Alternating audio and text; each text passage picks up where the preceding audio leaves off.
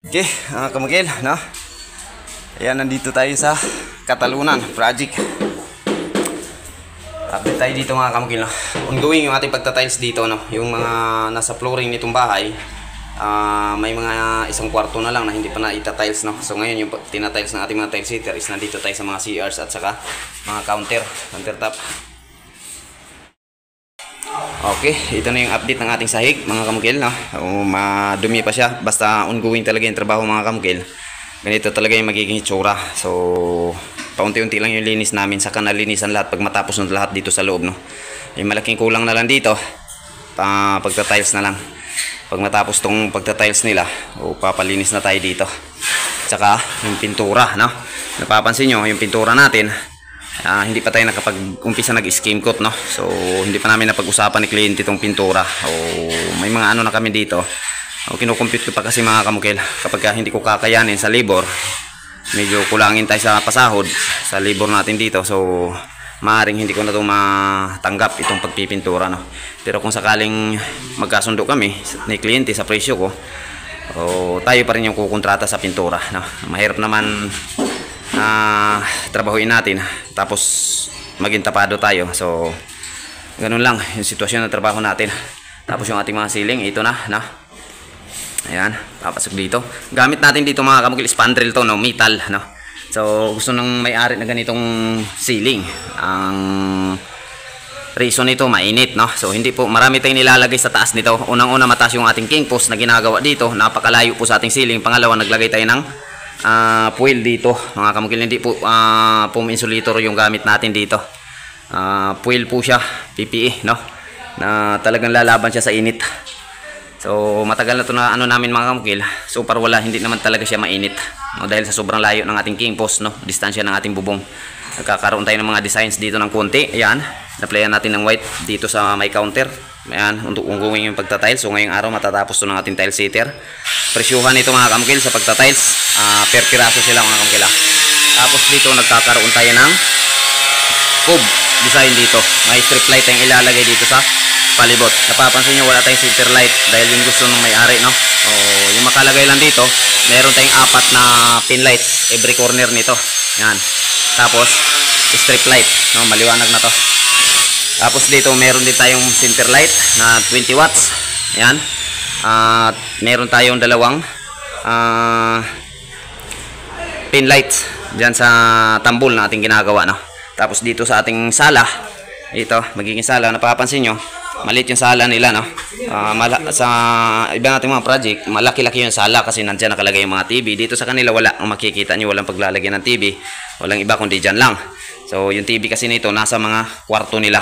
Hindi sila daw madalas nagtatambay dito sa may sala, madalas nasa kwarto sila, no? Kaya bawat kwarto may kanya-kanyang TV, may kanya-kanyang aircon. So doon sila nagpapahinga sa kanilang mga kwarto.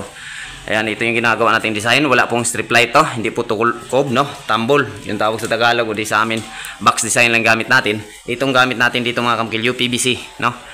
Ceiling panel. Ayan, no? Kakaroon din tayo ng mga ilaw dito at meron din tayong ceiling fan. Lahat dito may ceiling fan, lahat ng mga kwarto. Ayan. Okay, pagta-tiles tapos na to. May isang kwarto dito mga kamukil na hindi na nata-tiles natin, no? Kasi hindi pa namin nagalaw to. Dito. Itong room 2. So pagka matapos namin sa pag-flooring doon, saka pa namin ito magagalaw, saka pa namin ma-flooring to. Right? Samantalang dito sa ating restroom, sa mga water closet, umpisa na rin yung pagta-tiles ni John. Ano? Sama natin. Ito yung pinakamatinik na tile sitter sa subdivision mga kamukil. Nandito na sa atin. Yan. Umpisa na yung pagta-tiles niya, no? So kanina niya lang ni-layout to, tapos na layout. Umpisa na kagad. So ito yung trabaho ko kahapon mga kamukil. Sit up tayo ng plumbing installation tayo kahapon. Ito na yung mga sit up ng ating shower. Yan. So yung ating lavatory meron na din dyan. Yung ating water closet meron na din. So kaya nag-umpisa na siyang mag-tiles. Okay. So napapansin nyo mga kamukil, umpisa siya sa pinakababa, no?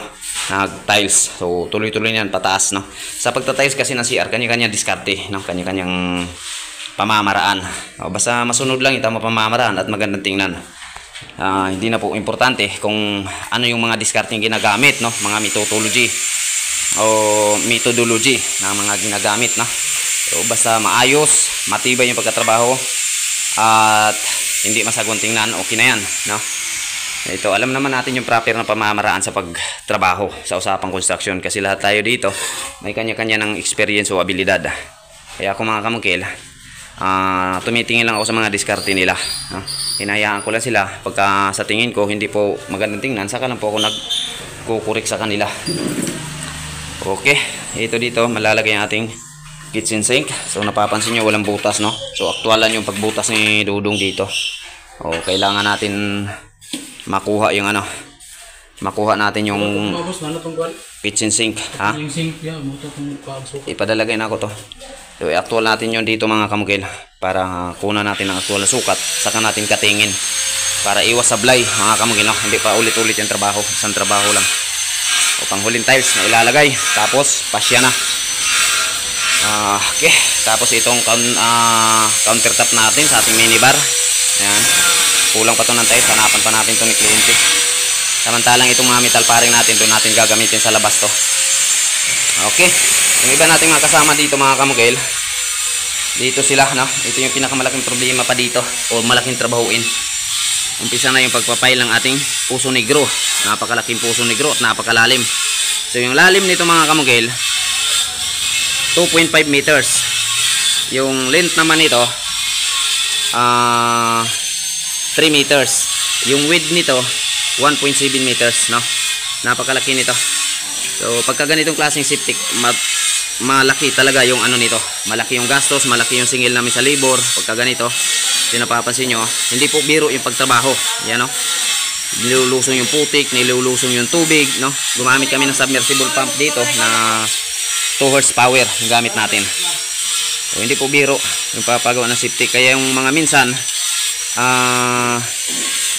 yung mga nagpapagawa ng septic, may mga nagme-message sa akin, makikita naman natin, tayo yung kliyente, makikita natin yung kung ang sinisingil na labor sa inyo, karapat dapat ba talaga sa tinatrabaho nila, no? May tayo, may instinct tayo ng mga kliyente, no? So pagka nakita nyo medyo mataas yung singil, tapos hindi naman gaano kahirap, no?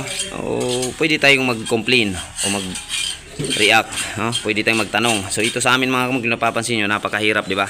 So yung paghuhukay namin dito mga kamukil, almost 5 days 4 na tao, no? So ngayon, ilang tao yung nagagastos dito? 2 sa ilalim, sila 6, no? 6 na tao yung gagastos, kita nyo, no? May nagmamasa, may tagahatid ng CHB, may nag-aano dyan, nagsasalo ng CHB, mga halo papunta sa baba. So hindi po biro, no? Pagka tinatawag lang natin puso negro, septic, madali lang yan, hindi po ganun kasimpleng gawin, no? Madali lang sa salita, pero pagdating sa aktual na nagawa, walang basic na trabaho sa usapang construction, no? Yun yung masasabi ko.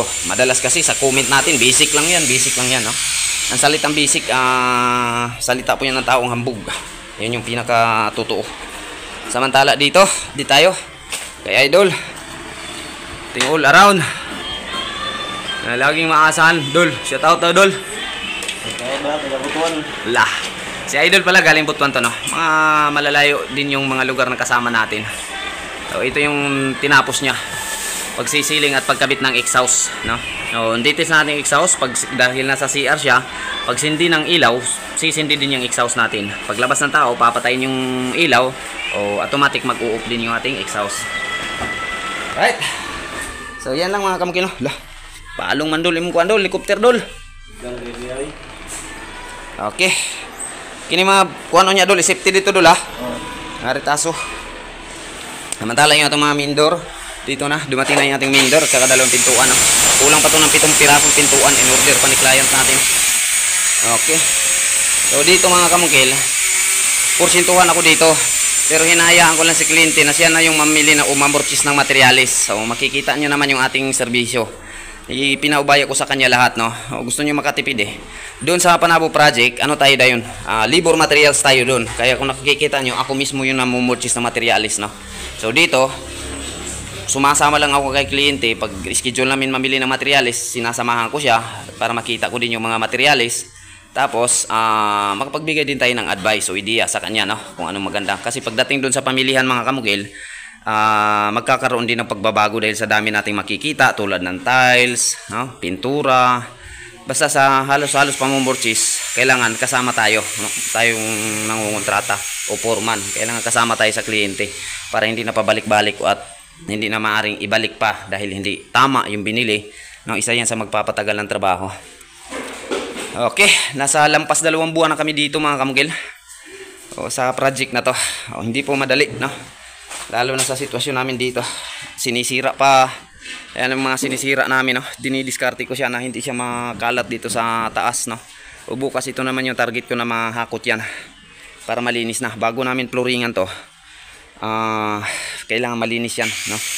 Tapos ang yung ating drainage, yung mga kanal natin, ito yung dadaluyan lahat ng mga tubig nandito sa bahay na to mula sa ating downspout, mga CR, dito siya babagsak itong catch basin na yan. Lalakyan pa natin catch basin na yan. Dito siya babagsak, papunta dun sa labas.